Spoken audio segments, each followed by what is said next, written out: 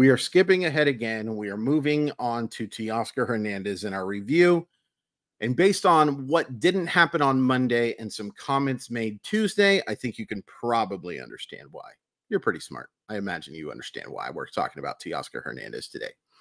But before we talk about Teoscar, before we go into those comments by Dipoto, before we go into the very good and the very bad of his season, let's talk about something that's always good. Simply Seattle. Simply Seattle has the very best in Seattle sports gear for the Mariners, the Kraken, the Seahawks, the Sounders, Storm, Huskies, Cougars, anything you could possibly be looking for, you can find at simplyseattle.com. Great t-shirts, great hoodies, great original work. They are awesome. And once you find all the stuff that you want, you can save 15% off your order by using code MOLLYWOP15, MOLLYWHOP15. Just apply it at checkout and boom, 15% off your order. Awesome stuff from awesome people. Thank you so much to the good people of Simply Seattle, simplyseattle.com. Okay, so I did a video yesterday talking about the Mariners' decision not to offer Teoscar Hernandez the qualifying offer. To go over that decision, I think it was a mistake. Do I think it was a horrific mistake? Do I think it was like the worst decision they've made or anything close to it? Absolutely not. But is it something I would have done? Yes, I absolutely would have offered Teoscar Hernandez the qualifying offer, because I believe if he would have accepted that offer, the Mariners would have been okay. I think it would have been just fine to have Teoscar Hernandez for 1 year at $20 million. They would have been fine. They didn't want to pay that. And that's frustrating, but okay. Okay. We disagree. We disagree on the value of Teoscar Hernandez. We disagree on what this team's budget could be. That's fine. So be it. But that's the decision that was made. But I do want to read you Dipoto's comments about why they didn't offer him. Now, he's not going to go out and say we can't afford it. He's going to say this from Ryan Davis, who is just an awful human being, but a really good reporter.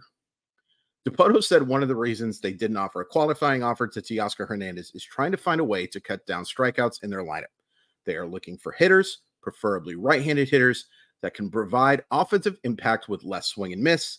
Ideally, the right-handed hitter would play a corner outfield spot, and he wouldn't rule out more of a full-time DH if it addressed that need. Okay. It makes sense.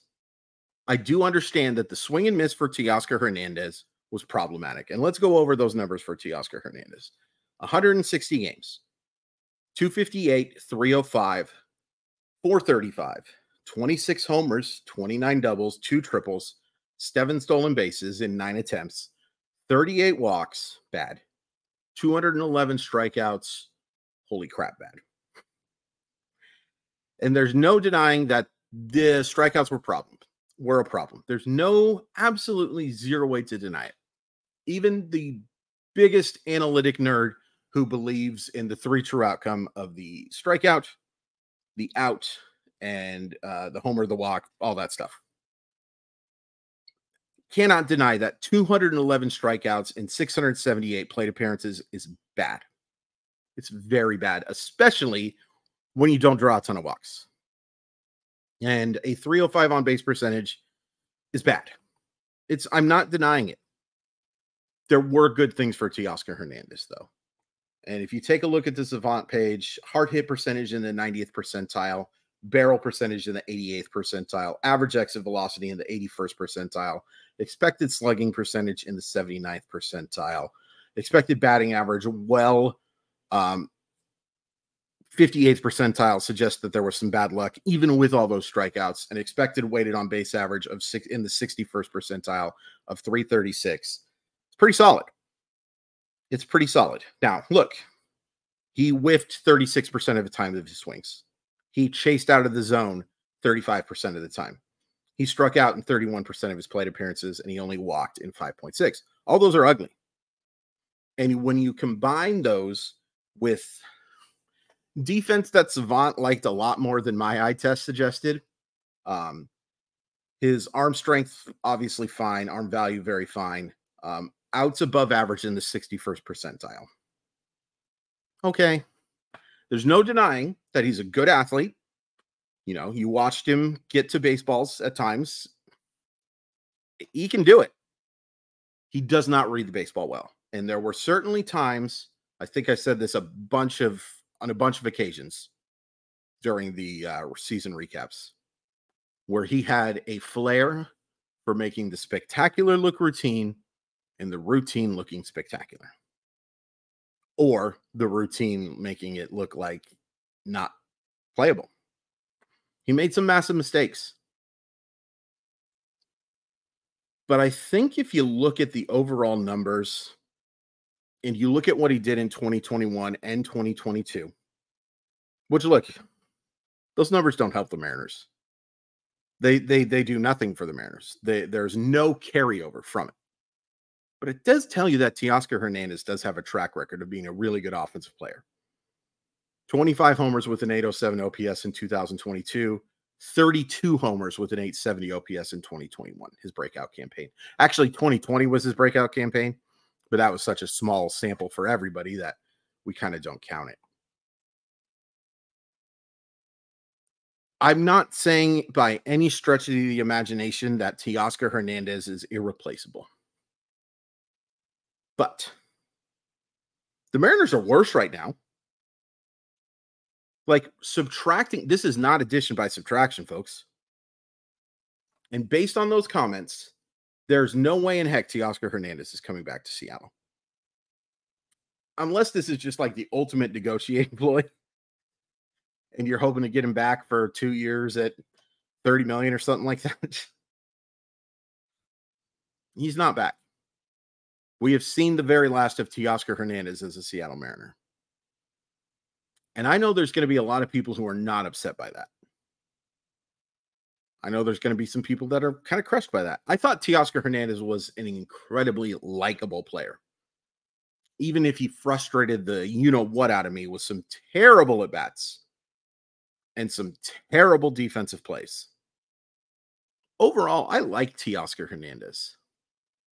And I thought he made the Mariners, for the most part, better than he did hurt them. And the numbers kind of point that out. 211 strikeouts is too many. 211 strikeouts is way too many. And it's also worth pointing out, and look, first year here, all that stuff, he was awful in T-Mobile.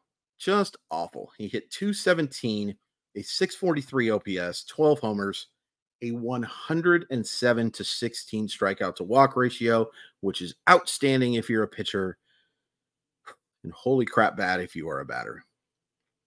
But when he was away from Seattle, and you play just as many games away as you do in Seattle, that's how baseball works.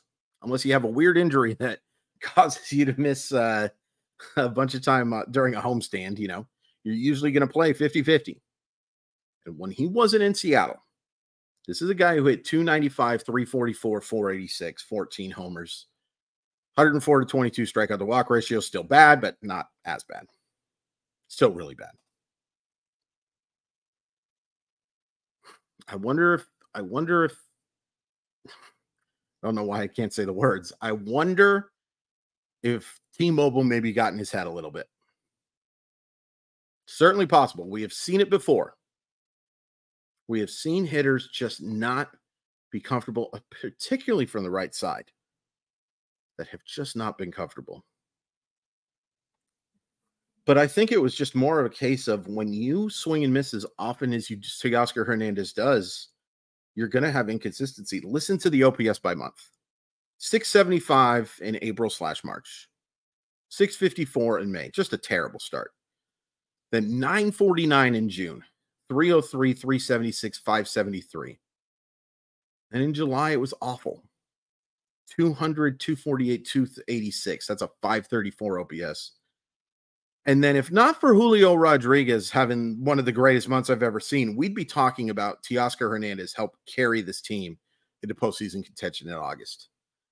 A 1.050 OPS, 365, 396, 654, 7 homers. Drove in 22 runs. A lot of that guys being on ahead of him. That's pretty awesome. That August, and we'll talk about that August, I'm sure, for a long time. Probably would be talking a lot more about it if it would have ended up meaning more. But greatest month in Seattle Mariner history, in my opinion. That was huge. And unfortunately, in September, October, 623 OPS, 3 homers, and a 40-9 strikeout to walk ratio. He struck out 40 times in 2 different months. He struck out at least 35 in every month but August.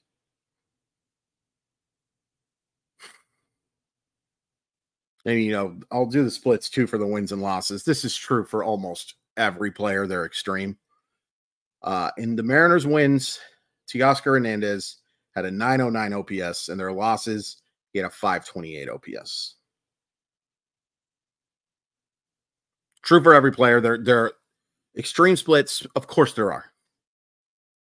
When you win and lose, especially for offensive players, they are often dramatically different. And you know that if you look at it, there was only really 2 months where he was a well above average offensive player. Heck, there were only 2 months he was an above average offensive player. But those 2 months were massive. They were massive. So I understand if people don't have super fond memories of Teoscar Hernández. And I understand people who are celebrating may not be the exact right word, but certainly not disappointed that he won't be back. Hope you remember that he did some pretty good stuff too. And I'll be rooting for him for whatever team. Not against the Mariners, but I'll be rooting for him for whoever he plays for next year. And I will say this just real quick, because I think a lot of people are wondering, like, who fits the profile that you just mentioned? It's kind of Lourdes Gurriel to a T. I mean, what he was describing is basically Lourdes Gurriel, who will be a free agent. I think there'll be a lot of interest in him because I think he is in that next tier of free agents. So you're not talking about the massive contract. But based on what he was talking about, Lourdes Gurriel makes an awful lot of sense. But this is just me and some other people, but just, you know, just stating my opinion. I'd rather have Teoscar Hernández. I think the upside of Hernández is better than the floor of Gurriel. So, what do you think? Obviously, I would say that Teoscar Hernández didn't quite live up to expectations and then some. I don't think he's the reason why they didn't go to the playoffs or anything like that, but it didn't help. For a lot of the season, it didn't help. But I think there was enough good to suggest, and there's no denying that the options behind Teoscar Hernández right now are not as good as him. Are you upset? How are you feeling? How would you, if you had to use one word to describe his season other than frustrating? You can't use the word frustrating. If you had to use one word to describe Teoscar's season, what would you do? Please hit like and subscribe. I appreciate it so much. Having new videos every single weekday. I was planning on doing a prospect one this week, but then the Teoscar stuff just jumped into my lap and I had to. So we will definitely do a prospect video next week. Thank you so much for watching, and please hit like, please hit subscribe. Check out all the good stuff. Talk to you soon.